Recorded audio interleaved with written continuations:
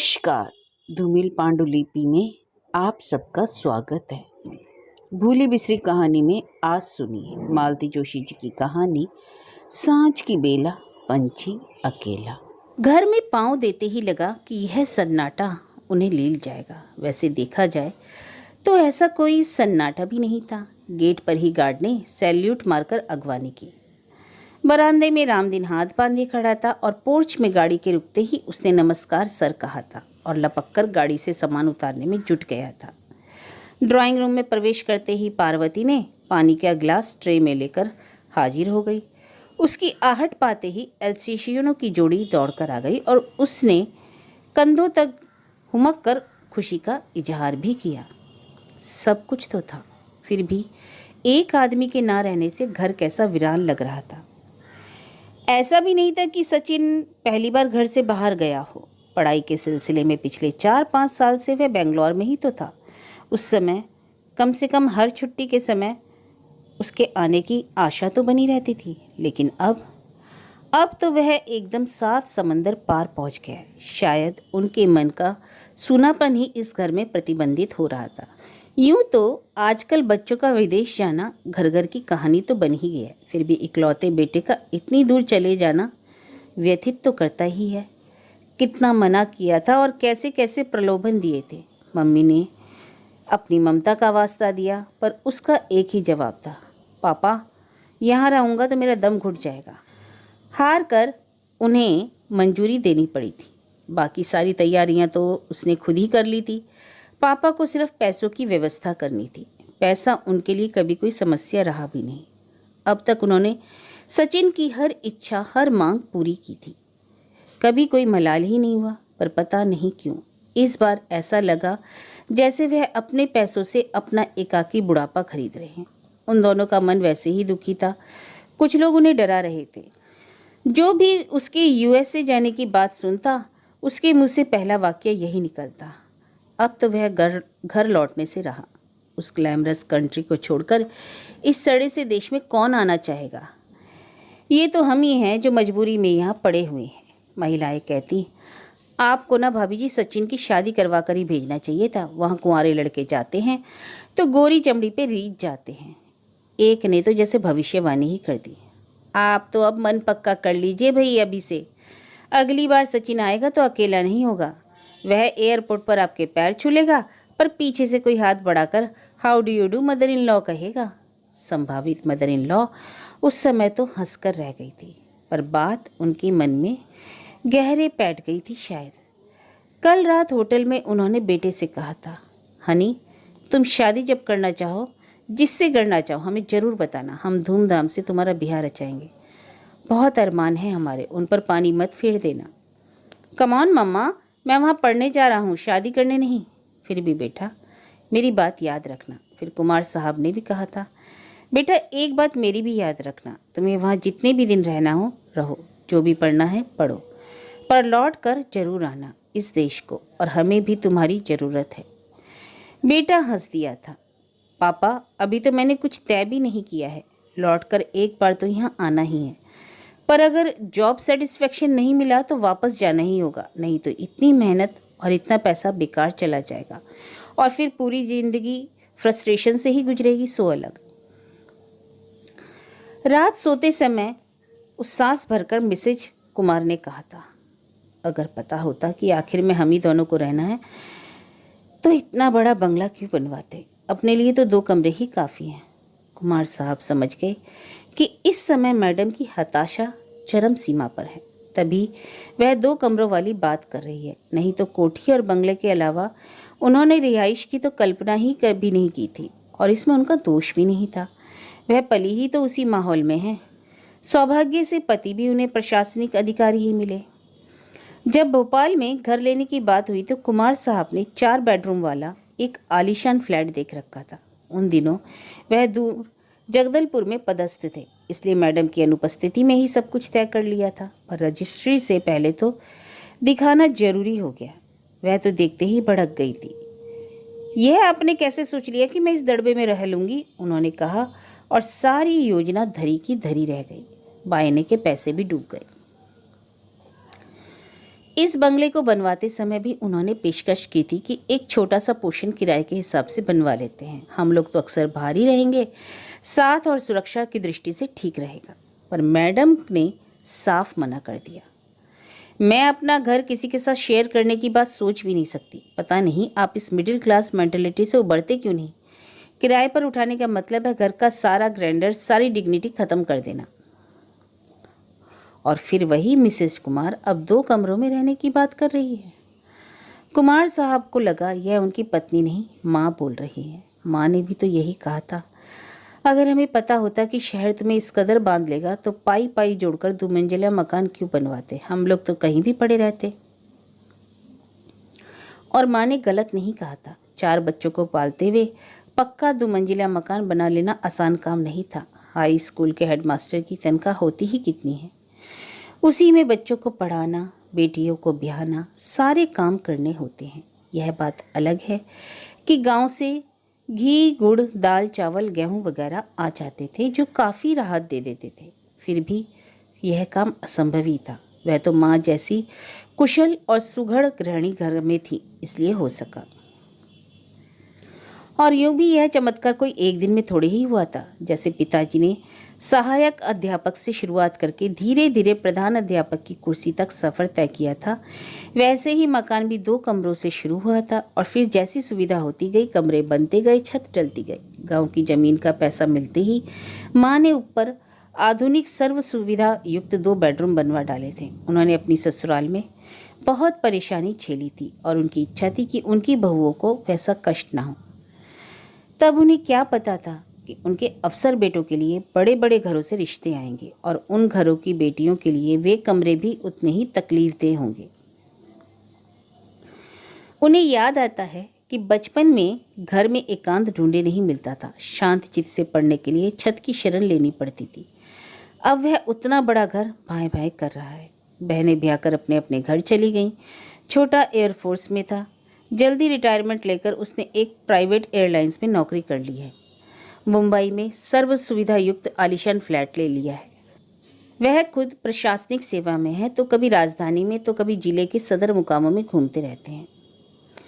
कितनी बार चाहा कि माँ पिताजी उनके पास आकर रहें, उनके वैभव का उपभोग करें। अपने बेटों की उपलब्धियों पर उन्हें गर्व तो बहुत था, पर खुले मन से वह कभी रह नहीं पाए। अपने मध्यम वर्गीय कस्बाई संस्कारों के कारण दोनों हमेशा हीनता बोध से ग्रस्त रहे और हमेशा दयनीय से नजर आते रहे। माँ तो हमेशा डरी सहमी रहती थी कि उनकी किसी बात से या किसी काम से बेटे की किरकिरी ना हो जाए। 8-10 दिन बाद ही उनका मन भागू भागू करने लगता और उन्हें रोकना कठिन हो जाता। अकेलेपन से निजात पाने के लिए माँ ने कुछ कमरे छात्रों को किराए पर दे दिए थे, पर पिताजी की मृत्यु के बाद वह भी कठिन हो गया। घर का रखरखाव माँ के बस की बात जो नहीं थी, इसलिए कभी इस बेटे के पास तो कभी उस बेटे के पास रही, पर मन उनका हमेशा अपने ही घर में अटका रहा। इस बंगले के गृह प्रवेश पर माँ पिताजी दोनों आए थे। बंगले की भव्यता देखकर खुश भी बहुत हुए थे, पर माँ ने उसास भरकर कहा, सोचा था कभी कभार छुट्टियों में तुम लोग आकर रहोगे, पर अब यह महल छोड़कर तुम उस कुटिया में तो आने से रहे। उन्होंने कहा था, हम यहाँ भी कहाँ रह पाते हैं माँ, नौकरी के चक्कर में तो रोज़ यहाँ से वहाँ भागते रहते हैं। यहाँ तो शायद पेंशन के बाद ही रह पाएंगे। मैं तो कहता था आप लोग भी घर बेच दो और पैसे फिक्स डिपॉजिट में रख दो या लड़कियों को दे दो और यहाँ आकर ठाठ से रहो। ना बेटे ना, मेरे जीते जी तो वह मकान नहीं बिकेगा, पिताजी ने दृढ़ता के साथ कहा था। हमने बड़े अरमानों से यह घर बनाया था, इसे लेकर बहुत सपने संजोए थे, अब वे सारे सपने हवा हो गए, यह बात और है। ऐसा क्यों कह रहे हैं पिताजी? इस घर ने आपको क्या नहीं दिया? हम सब इसी घर में तो पलकर बड़े हुए हैं। हम चारों की शादियां भी इसी घर में हुई हैं। बच्चों की शिक्षा दीक्षा और शादियां माँ बाप से कि यही तो सपने होते हैं। हाँ, यह भी तो तुम ठीक ही कह रहे हो। मैं ही पागलों की तरह सोच बैठा था कि यह घर हमेशा इसी तरह गुलजार रहेगा। भूल ही गया था कि लड़कियों को एक दिन ससुराल जाना होता है और लड़कों को रोजगार के लिए बाहर, और एक बार उड़ना सीख जाते हैं तो पखेरु घोंसले में कहाँ लौटते हैं। और आज अब मुझे अम्मा बाबूजी की पीड़ा समझ आ रही थी। कैसी पीड़ा?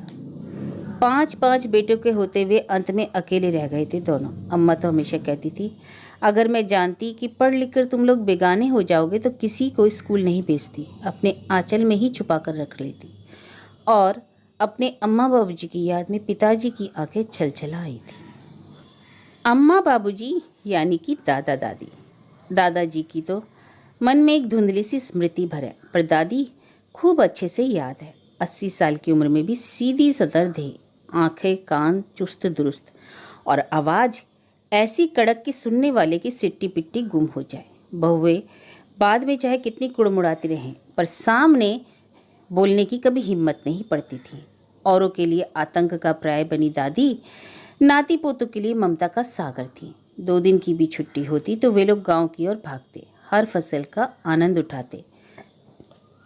मकई के भुट्टे, ज्वार की बालियां सेककर खाने का आनंद ही अलग था।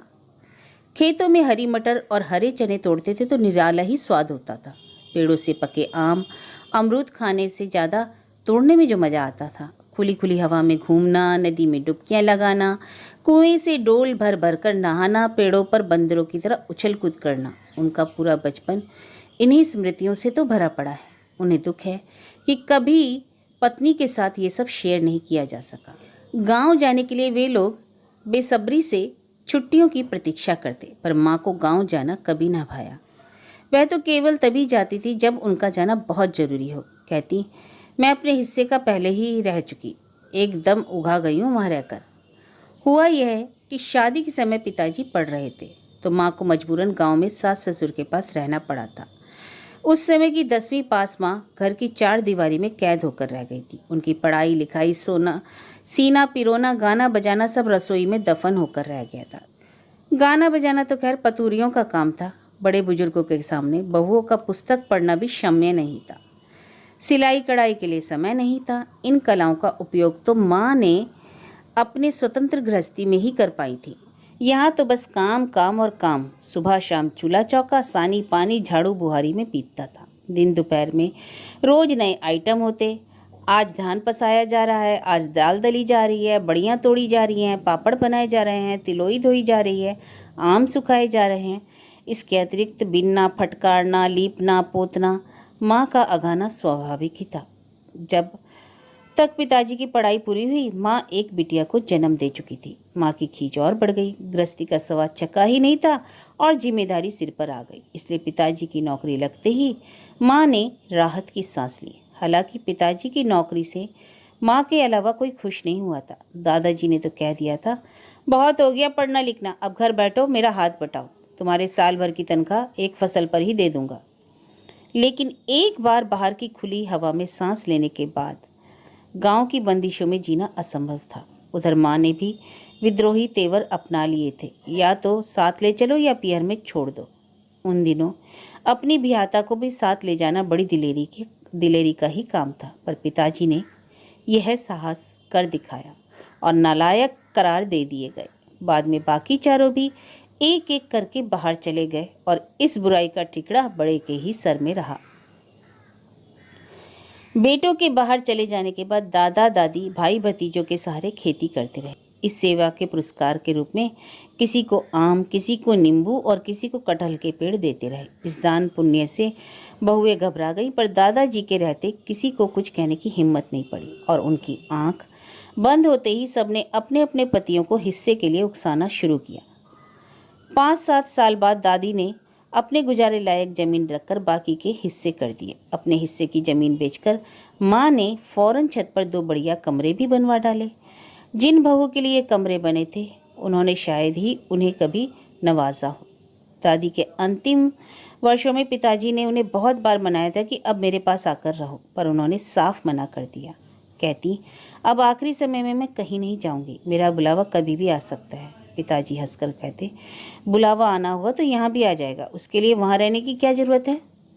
वह कहती, वाह वाह, वहाँ बुलावा आया तो किस काम का, वहाँ मुझे कौन जानेगा। गांव में मरूंगी तो सब कहेंगे बड़ी पंडिताइन मरी है, सारा गांव मुझे कंधा देने आएगा। और दादी का कहना गलत नहीं था। उनकी मृत्यु पर सारा गांव रोया था। उनकी 13वीं पर तो जैसे उत्सव का माहौल था। भरे पूरे दरबार से जो गई थी, बेहिसाब रसोई बनी थी। सुबह से लोग आ रहे थे, खाते जा रहे थे। और मज़े की बात तो यह थी कि इस महाभोज की सारी व्यवस्था दादी खुद करके गई थी। उन्हें शायद अपने नादान बेटों और कंजूस बहुओं पर विश्वास नहीं था। आदमी मन में कैसे कैसे मोह पाल लेता है, मरने के बाद भी उसे मुक्ति नहीं मिलती। कुमार साहब को पता नहीं क्यों आज ये सारी बातें याद आ रही थी। उन्हें लगा उनके घर में नया कुछ नहीं हुआ है, बस इतिहास अपने आप को दोहरा रहा है।